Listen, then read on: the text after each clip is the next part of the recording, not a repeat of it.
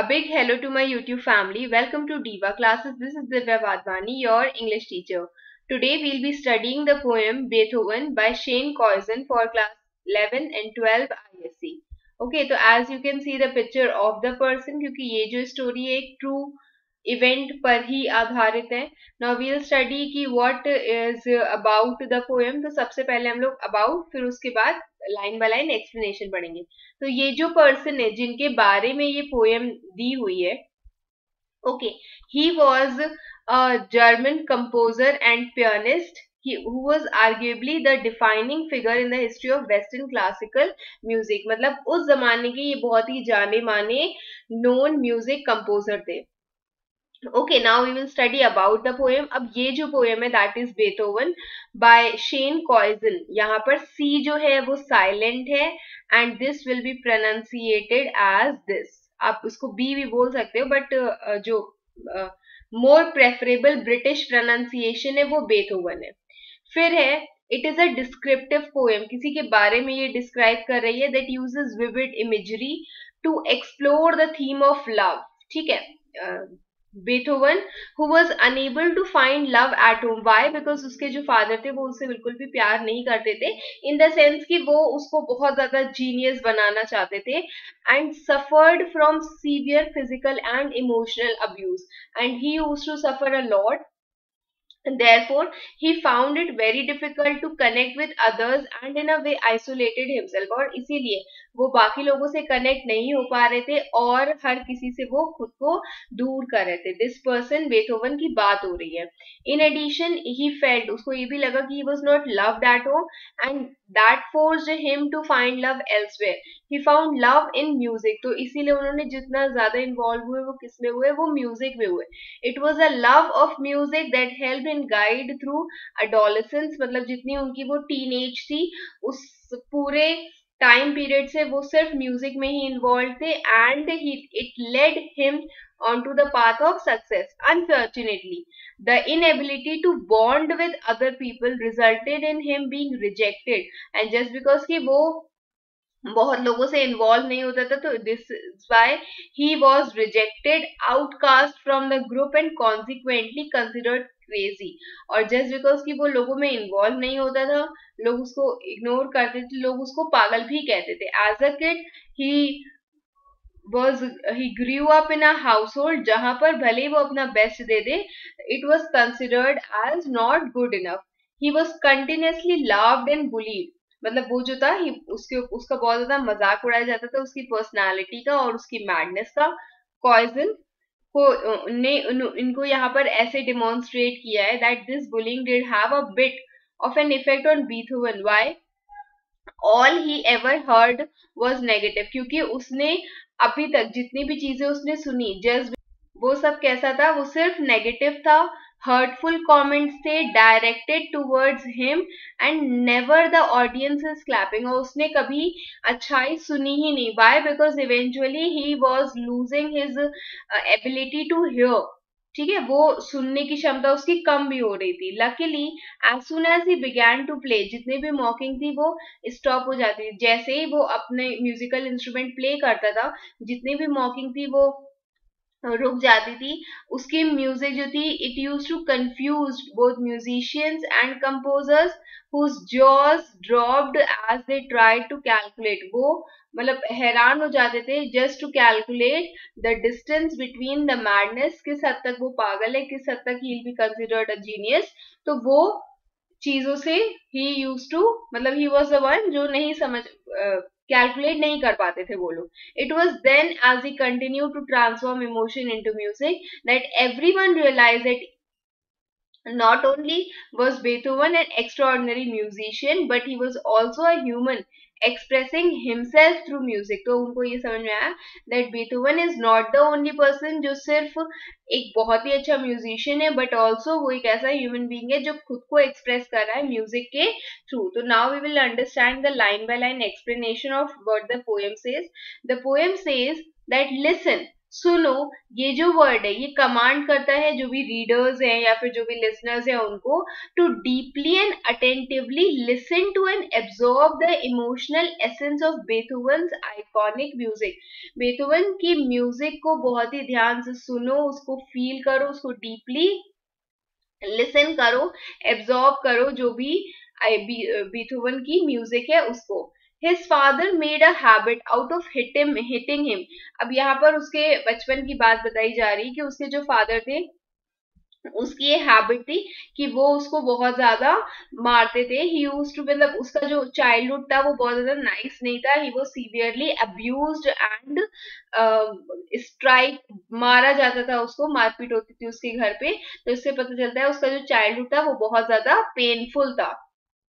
Okay, this PDF I will send you on Telegram, आप वहां से उसको पढ़ सकते हो। सी सम मेन ड्रिंक, अब यहाँ पर बोला गया है कि कुछ जो लोग होते हैं वो अपना गुस्सा कहीं ना कहीं निकाल देते हैं। तो यहाँ पर बोला गया है कि कुछ मेन ड्रिंक करते हैं, कुछ मेन येल करते हैं, चिल्लाते हैं। Some men hit their children. तो whenever a father is there who is troubled due to something, he wants to cope up with his anger, जिसको गुस्सा आ रही है, तो वो किसी न किसी मेथड को लेते हैं। कुछ लोग ड्रिंकिंग करते हैं so that they can numb their pain, कुछ लोग गुस्साते हैं, चिल्लाते हैं, and a few are there जो अपने छोटे से बच्चे को मार देते हैं। This man did it. अब यहाँ पर दिस मैन कौन है? बेथोवन के फादर की यहाँ पर बात हो रही है। ओके, क्या बोला जा रहा है? वो ये करते थे all because I guess all men want their boys to be geniuses. और जो स्पीकर है वो ये चीज स्पेकुलेट कर रहा है, अनुमान लगा रहा है इस चीज का कि बीथोवन के फादर भी एक्सट्रीमली अब्यूजिव थे, मतलब उसको बहुत परेशान करते थे, डांटते थे, मारते थे। शायद इसलिए क्योंकि वो चाहते थे कि he harboured intense emotion for his son, और वो सिर्फ इसलिए चाहते थे कि उसका जो बेटा है वो लेजेंडरी म्यूजिकल जीनियस बने। जैसे आपने देखा होगा कई प्लेसेस में या कई घरों में ऐसे दिखाया जाता होगा, even you would know somewhere at home, जहां पर अगर आप इतना या कोई भी पर्सन इतने परसेंटेज लेकर आया हो तो उसको नहीं और अच्छा करो, नहीं और अच्छा करो, अरे ये तो बहुत कम है और अच्छा करो। तो that is what the parents want their children to B.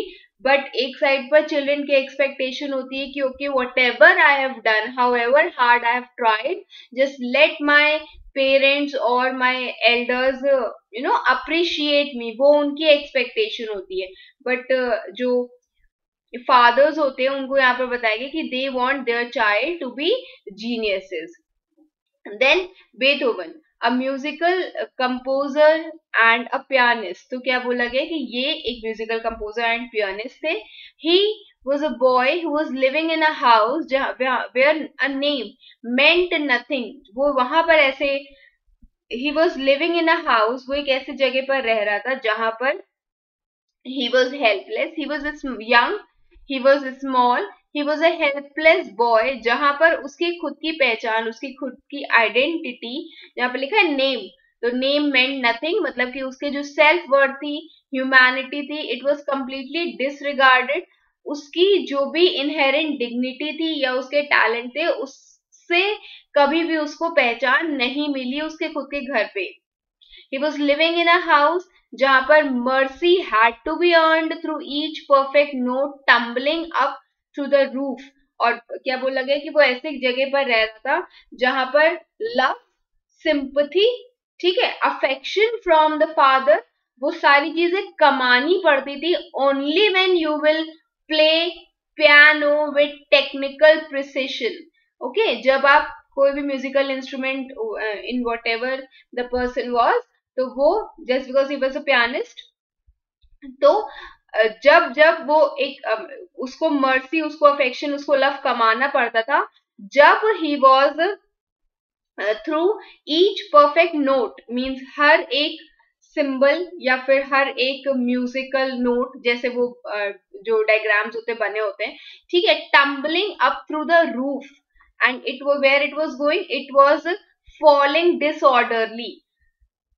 जहां पर वो पहुंच रहा है रूफ तक, थ्रू मतलब छत तक वो पहुंच रहा है, to tickle the toes of angels, मतलब वहां तक जहां पर इट कुड टिकल, वो गुदगुदी कर सके। मतलब एक एग्जाम्पल यहाँ पर दिया गया है कि ठीक है, विजुअलाइजेशन के लिए कि उसके वो जो नोट्स है, वो जो म्यूजिक है, वो गुदगुदी कर सके। जैसे कुछ लोगों के आवाज में, मतलब कानों में म्यूजिक बहुत, it you can feel the music, वैसे ही वो कह रहा है कि तब तक उसको मतलब पियानो बजाना पड़ता था जब तक उसकी जो म्यूजिक है वो इतनी सुंदर ना हो कि इट कुड मेक टिकल गुदगुदी करना the toes of angels, angels के टोज को, पैरों को जब तक वो गुदगुदी ना कर दे, हुज हार्प्स, जिनके हार्प्स यहाँ पर क्या होता है, एक म्यूजिकल इंस्ट्रूमेंट होता है।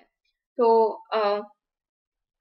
किसकी, जैसे ये, ठीक है, तो there is an angel above the roof, और वो क्या कर रही है, वो वहां पर एक म्यूजिकल इंस्ट्रूमेंट हार्प को बजा रही है, दिस इज अ हार्प, ठीक है। और क्या बोला गया है कि जिनके जो हार्प है, जिनके जो whose harps could not hold half the passion that was held in the hands of the young boy who was hard of hearing।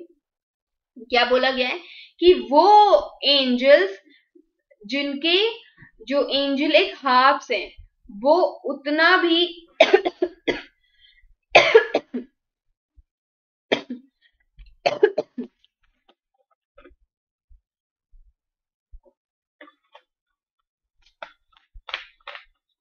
Sorry, तो क्या बोला गया उसमें, जिनके जो एंजल्स हैं उनके पास they don't have half the passion, उतना भी उनके अंदर ह्यूमन पैशन नहीं है कि whenever they are playing music, तो वो उतना भी they could not have that much also passion कि दे कैन, जितना एक ह्यूमन बीइंग के अंदर होता है, that was held in the hands of the young boy. What was he holding, he was holding the piano, ठीक है। तो जब भी sorry, he was playing the piano, तो बोला गया है कि जितनी म्यूजिक उस पर्सन, उस बीथोवन के हैंड्स में है, टैलेंटेड हैंड्स में, उतना भी उन एंजल्स के हैंड्स में नहीं है। And this person sadly he was losing his sense of hearing even as a boy। धीरे धीरे करके, मतलब he was hard of hearing, he was partially deaf। Beethoven, whose who heard his father's anthem every time he put finger to ivory। Now ivory, it is a white material obtained from the tusk of elephants, ठीक है। यहाँ पर keys की बात की गई है। देखो क्या बोला गया यहाँ पर कि ये एक स्टेम होती है, ये एक की टॉप होता है। फिर बोला गया कि अगर यहाँ पर थोड़ा सा भी आपको जॉइंट दिख रहा है, ठीक है, जैसे ये देखो सर्कल्स के बीच में यहाँ पर जॉइंट्स दिखे, तो अगर ये जॉइंट्स है यहाँ पर, तो ये वो है, मतलब बोला गया है कि these are the joints that shows कि ये जो कीज है, ये प्लास्टिक से नहीं बनी, ये आइवरी से बनी है, एलिफेंट के टस्क से बनी, उनके जो दांत होते हैं उनसे बनी है। तो क्या बोला गया है, whenever Beethoven attempted to play piano, the voice of his stern father, उनके जो फादर की stern voice थी, वो हमेशा he used to hear it, who heard his father's anthem, stern voice यहाँ पर बोला गया है। और वो वॉइस जो हमेशा क्या कहती थी, it was not good enough, वो हमेशा ये बोलते थे कि हाँ, इतना भी अच्छा ये चीज नहीं थी। Okay, so he played slowly,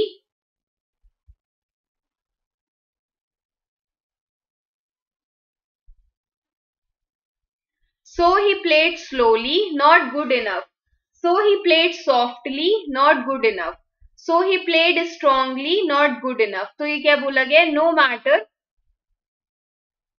no matter how Beethoven interpreted the music, playing thoughtfully, slow, gently soft और boldly strong, उसके फादर की हमेशा वॉइस कैसे आती थी, it was not good enough, it was not good enough, it was not good enough, ठीक है। and when he could play no more, or his fingers cramped up like gnarled roots of tree trunks, तो क्या बोला गया है कि and then जब वो इससे ज्यादा प्ले नहीं कर सकता, because he was playing that piano, तो जब वो उससे ज्यादा प्ले नहीं कर सकता था, उसके जो फिंगर्स थे, it use to cramp up, मतलब बहुत बहुत बहुत ज्यादा पेन जब उसको होने लगता था, ऐसे जैसे नार्ड रूट्स, नार्ड क्या होते हैं, rough roots of tree trunks, जो स्ट्रेंज मतलब शेप्स में नाल्ड होता है समथिंग जैसे जो बहुत स्ट्रेंज शेप्स में चलता जा रहा है। आपने रूट्स देखा होगा, उसका कोई स्पेसिफिक शेप नहीं होता है,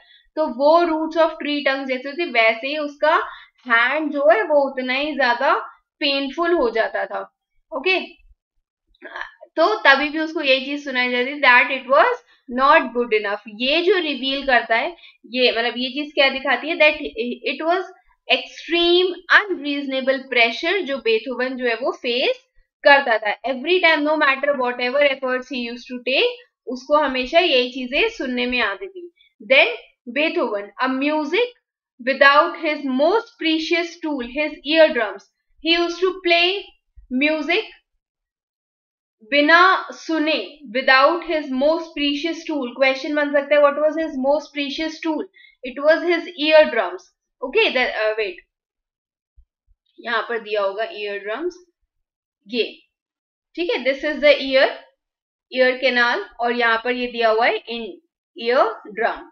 तो क्या बोला गया है यहाँ पर, that a thin membrane in the ear that vibrates in response to sound wave। Sound wave जब आप सुन रहे होते तो आपको पता चलता है कि ये बहुत हाई वाइब्रेशन है, इसमें बहुत लो आवाज है, तो दैट इज ईयर ड्रम्स। और एक म्यूजिशियन जिसके पास वो उसका मोस्ट प्रीशियस टूल नहीं था, उसके year drums, could no longer pound out the rhythms from the symphonies playing in his mind।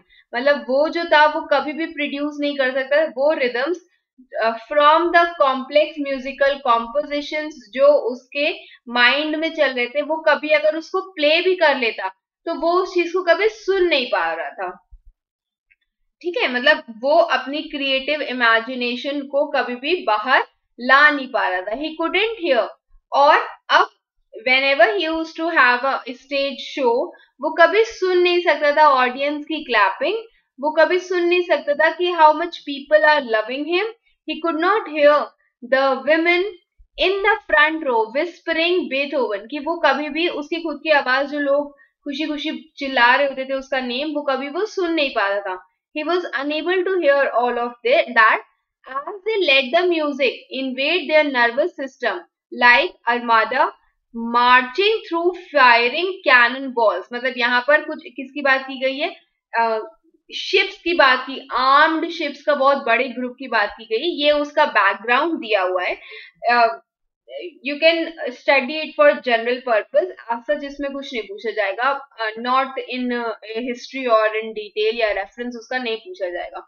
ठीक है, तो क्या बोला गया है कि वो जितने भी ऑडियंस थे, जब भी इसका कोई स्टेज शो होता था, तो they let the music invade in their nervous system. वो ऐसे करते थे कि that music is invading in उनके अंदर तक, छूती थी उनको वो म्यूजिक, जैसे armada, a group of armed ships that was marching through the fire cannon balls। Okay, ऐसे करके, एक मिनट, ये you can take the example of this, बहुत सारी शिप्स हैं यहाँ पर, ठीक है, और ये फायरिंग कैनन बॉल्स हैं। तो क्या बोला गया है यहाँ पर, ऐसे करके, अगर म्यूजिक उनको टच करेगी तो कैसे करेगी, ऐसे करके करेगी। These are the fire cannon balls, ये जो पियानो है उसकी बात की गई है। तो क्या कहा गया है, दैट जैसे एक armada marching through a fire cannon balls detonating every molecule into their body into explosions of heavenly sensation। मतलब ये जो अर्माडा, ये जो शिप है, it is marching through fire cannon balls, fire cannon balls के साथ वो उनके अंदर तक जा रही है, और it is exploding every molecule and that music जो उनके अंदर तक पहुंच रही है, वो आपकी बॉडी का हर एक मॉलिक्यूल को एक्सप्लोड कर दे रही है into a very beautiful heavenly sensation। means you are feeling as if you are reaching the heavens। आपको इतना अच्छा फील हो रहा है वहां पर। okay, each note leaving track marks over every inch of that body making them ache for one more hit। and हर एक मेलेडिक note जो था, ठीक है, each note leaving track marks, मतलब वो इतना ज्यादा इम्पैक्टफुल मार्क छोड़ देते थे लिसनर्स पर, इम्प्रिंटिंग इनसेल्फ ऑन देयर साइकी, मतलब उनके माइंड पर इतना ज्यादा इम्पैक्ट छोड़ देते थे दैट ये दे यूज्ड टू डेस्परेटली एक एंड क्रेव, कि उनको बहुत मतलब एक होना, ऑब्वियसली पेन होना, तो देवर लाइक कि बस मुझे एक और डोज दे दो। जैसे कुछ भी कोई म्यूजिक आपने स्टेज शोज देखे होंगे या फिर टीवी में देखा होगा कि अगर कुछ बहुत अच्छा कोई पर्सन प्ले करता है, डांस करता है, तो उसको बोलते हैं वंस मोर, ठीक है। तो they use to, devour their body making them एक, कि बस एक बार थोड़ा सा और, एक बार और के लिए वो सेम जो भी म्यूजिक है उसको प्ले कर दो। And what was he was an addiction, वो कैसा था, इट वॉज ही, वो कैसा था, वो एक एडिक्शन के जैसा था। जैसे kings queens, it didn't matter, the man got down on his knees for no one. Kings queens इन सबसे कोई मतलब नहीं था उसको। He never bow down in front of them, वो कभी उनके सामने ऐसे करके सर नहीं झुकाया। But he cut down, amputated the legs of his piano so he could feel the vibration through the floor. तो उसने क्या किया, उसने पियानो को जो भी लेग्स है उसके, उसको कट डाउन कर दिया। वो खुद कभी नहीं झुका, लेकिन अपने पियानो को उसने क्या किया, कट डाउन करके जमीन पर रख दिया, और खुद भी जमीन में बैठ जाता, सो दैट जमीन से जो उसको वाइब्रेशंस मिल रहे हैं वो उसको समझ सके।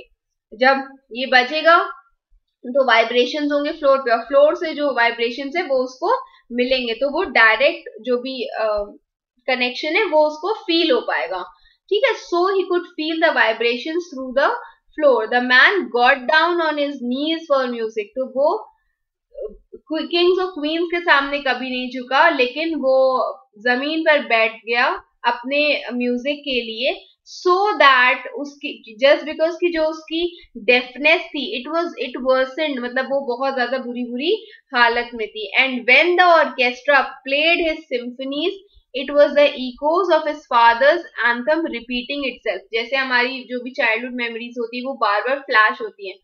तो वो कह रहा है कि जब whenever he used to do stage shows और ऑर्केस्ट्रा प्ले करता था उसकी सिम्फनीज को, उसकी म्यूजिक को, उस टाइम पर इट वॉज द इकोज, उसको सिर्फ कुछ इकोज सुनाई देती थी उसके फादर के वही सेम एंथम की, रिपीटिंग इटसेल्फ, जैसे कि एक ब्रोकन रिकॉर्ड, मतलब कि एक डैमेज्ड रिकॉर्ड प्लेयर जो एक कंटिन्यूअसली एक ही चीज प्ले कर रहा है, एक ब्रोकन रिकॉर्ड, ठीक है, मतलब एक रिकॉर्ड प्लेयर कोई एक चीज कंटिन्यूअसली प्ले कर रहा है, और क्या उसमें से आवाज आती थी, it was not good enough. उसको बस यही चीज सुनाई देती थी, उसको कुछ नहीं सुनाई देता था, तो उसको बस यही चीज सुनाई देती थी। और इसी के लिए तो क्या करता था, he used to play slowly, not good enough, he used to play softly, not good enough, he used to play strongly but still not good enough।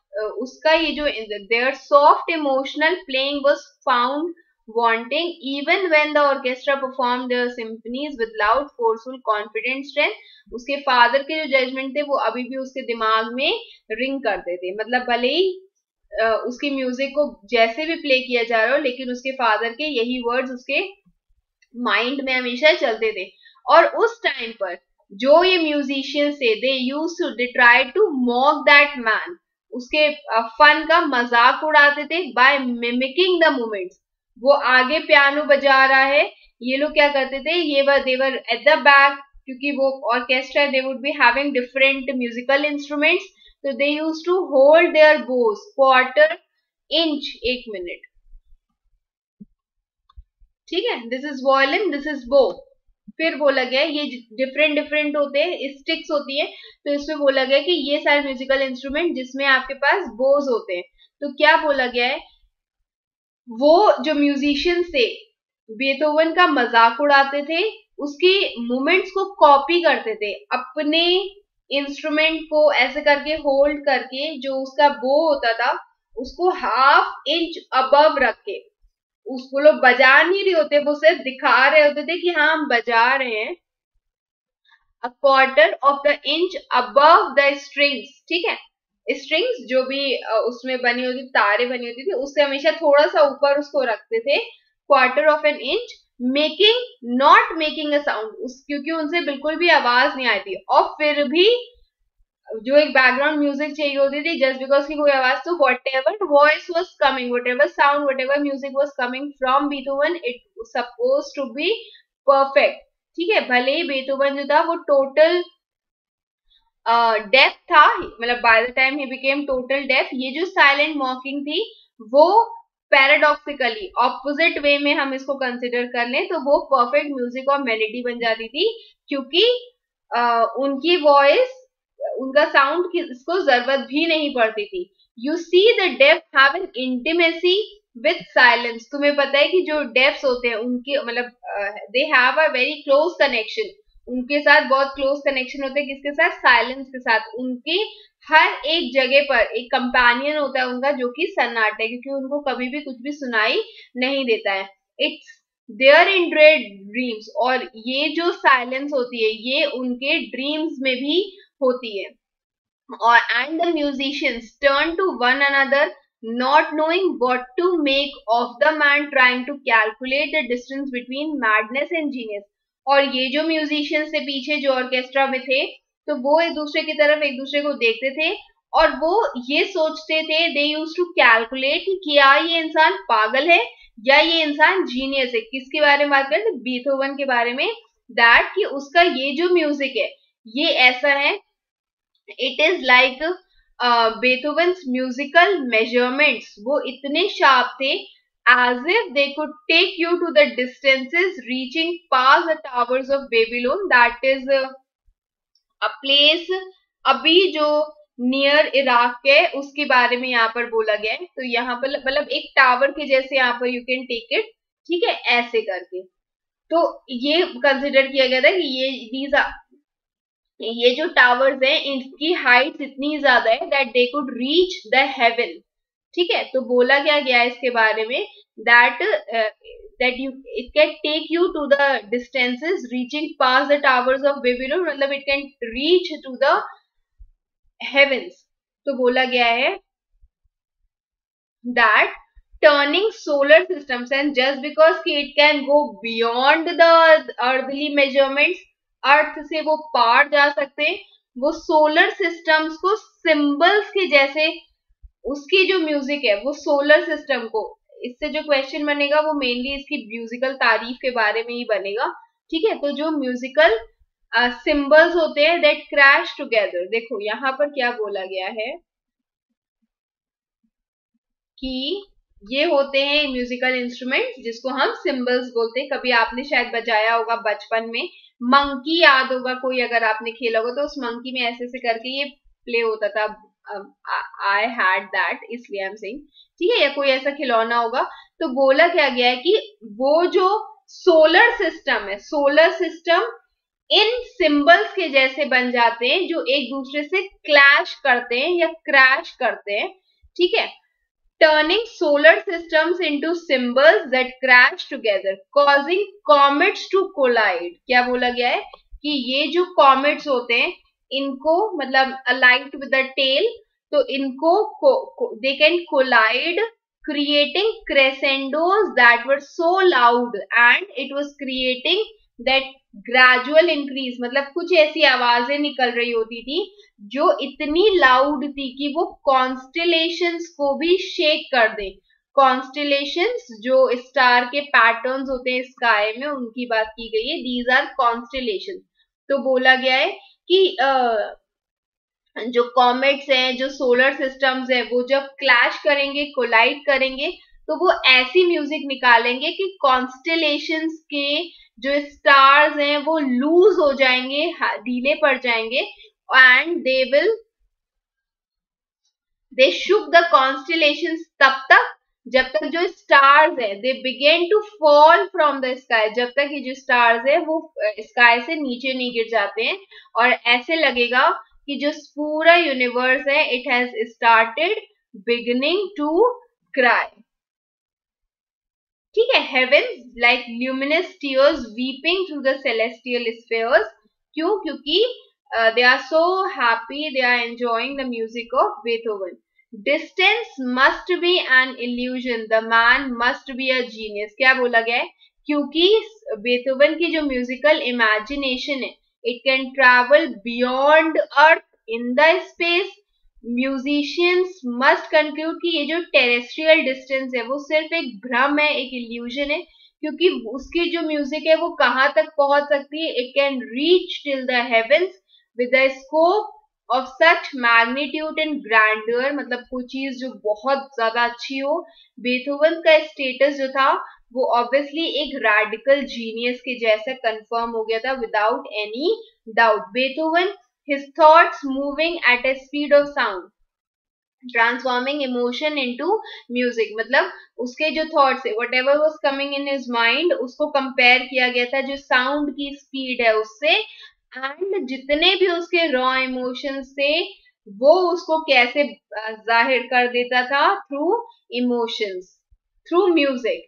And for a moment it was like a joy was a tangible thing, like you could touch it, और ऐसे लगता था देख करके जैसे कि Joy जो है समथिंग टैंजिबल है, और आप थ्रू दैट म्यूजिक आप उस चीज को छू सकते हो। Like for the first time you could we could watch love and hate dance together in a words, और हम लोग को ऐसा लगता था कि हम लोग एक साथ लव एंड हेट दोनों को ही देख सकते हैं, to be dancing together in a words, एक रोल टू रिवॉल्व, और रिवॉल्व एक बॉलरूम या फोक डांस होता है जिसमें नॉर्मली इन ट्रिपल मतलब 3/4 of time perform primarily in closed position, जैसे यहाँ पर, ठीक है, ऐसे करके। तो दिस इज बॉलरूम डांस। तो यहाँ पर बोला गया है कि ऐसे लगता था जैसे कि एक समय जहां पर आप लव एंड हेट टुगेदर मिलकर के एक साथ डांस कर रहे हैं एक ही जगह पर ही। Love of the audience, hate of the these musicians, जो बाकी म्यूजिशियंस थे, ठीक है, ऑफ सच प्रिसिशन। तो बोला गया कि they are dancing together in a words, and इतनी प्रिसिशन के साथ, ब्यूटी के साथ, दैट वी फाइनली अंडरस्टूड कि हिस्ट्री वॉजंट इम्पॉर्टेंट, कि अब हिस्टोरिकल जो भी कॉन्टेक्स्ट है वो इतने ज्यादा इम्पोर्टेंट नहीं है। टू नो द मैन, अगर आपको एक इंसान को जानना है, किसी भी इंसान को, like here you are suppose to understand Beethoven, तो अगर आपको कभी उस इंसान को जानना है, all we ever had to do was to listen. तो हमें कभी भी अगर कुछ भी जानना है तो हमें सिर्फ क्या करना है, सिर्फ उसकी म्यूजिक को बहुत ही शांति से, सुकून से सुनना होता है। Okay, that's all for today. That's all for the music. So this is here what has been shown: the theme of love, the theme of music, the theme of violence, abusive childhood. ये सारी चीजें इसमें बताई गई हैं। Okay, so I hope you all have understood. I will share you this PDF on Telegram. Keep preparing. Best wishes. Thank you.